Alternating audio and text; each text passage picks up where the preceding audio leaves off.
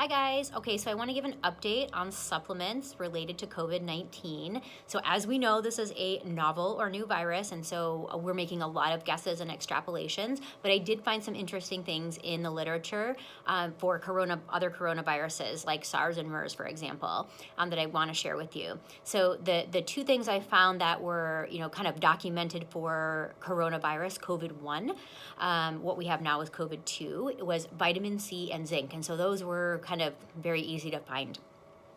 There's also a current clinical trial going on for high-dose IV vitamin C for those that have COVID-19 pneumonia, and I think that's great. And I think all of us natural, integrative functional medicine practitioners were already recommending vitamin C for pretty much any infection that's going on, and that holds true here. But I did find an interesting study that involved about 250 students, and they were taking 1,000 milligrams of vitamin C every hour for 6 hours when they started to feel ill, and it did help kind of improve symptoms and outcome. So I'm going to mirror that recommendation and say that it's, that's probably not a bad place to start. And then every day after that first day, I would try to probably get in at least, 5,000 milligrams total of vitamin C in divided doses, because you do better. It goes better in the GI tract when you split up the doses. And plus, vitamin C goes out of the blood relatively quickly, so it is good to take multiple doses per day.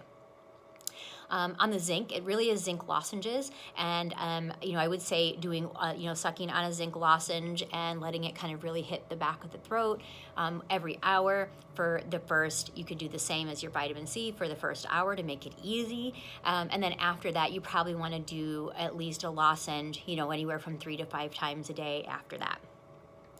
Other nutrients that might be helpful, additional vitamin D, because we know D is super important for the immune system, and there's been studies in D, low vitamin D, increasing influenza severity and symptoms, and so it only makes sense.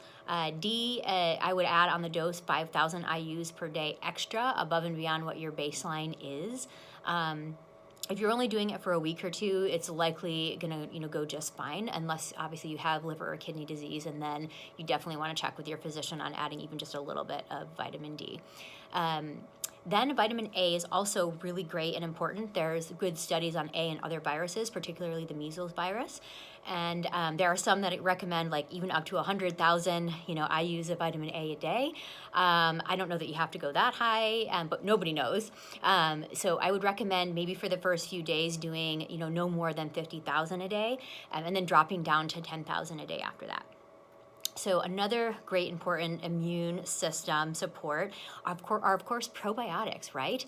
About 80% of your immune system is located inside the gut, so definitely giving it good immune supportive, immune modulating substances like probiotics is really important.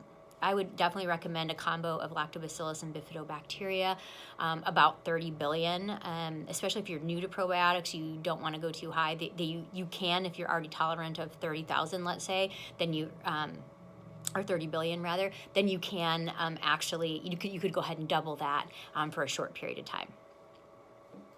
Next is something called N-acetylcysteine, or NAC, and it probably is good for two reasons. One is it's a precursor to glutathione, which is your body's main antioxidant and detoxifier, and it's also a mucolytic, so it does help you break up mucus. And the dose of that would be about 600 milligrams twice a day, as kind of if you started to get sick. Next is curcumin.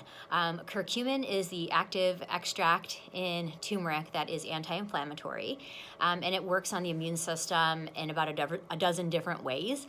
And so I think it has great potential to help calm, inflammation and modulate the immune system. And I would recommend doses of up to 3,000 to 4,000 milligrams per day in divided doses. So you could take 500 milligrams, every hour or two to get to that 3,000 to 4,000. I do think that it's definitely an important one.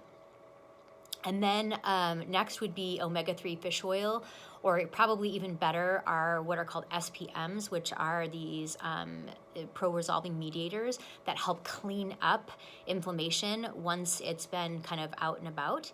And I think that would be great. So fish oil, I would recommend doses probably 2,000 to 3,000 milligrams total per day. Caution for those of you that are, on any type of blood thinner medication at all, you want to definitely check with your doctor on that. And then on the SPMs, those would be like 2 of those, so 2 twice a day to really help kind of clean that up. Metagenics makes a great one. And then next would be another recommendation that I haven't really used too much in my patients, and that's for something called PEA. And there's good studies on that and influenza, and starting with anywhere from 500 milligrams, twice a day. You can take it up to 3 times a day. So you can make your total dose 1,000 or 1,500 milligrams a day total. And then, of course, quercetin is also another great one that kind of just makes sense. There is a great product that has PEA, quercetin, and luteolin all in it. It's a product called Sun Balance. So that's what I'm going to be recommending. And then there's a couple of what I would consider topicals that I talked about in my previous video that I do think still make sense, and that's the Biocidin throat spray, because the company actually did a study, and it does improve your immune system response, your IgA, at the site, and that's how the virus makes it in, right? Eyes, nose, mouth. And so I think the throat spray only makes sense. And then I also do like Argentin 23's silver nasal spray, and I would do 1 spray in each nostril up to 3 times a day. Silver is, antimicrobial, and this is very low parts per million. It's 23 parts per million, thus Argentin 23.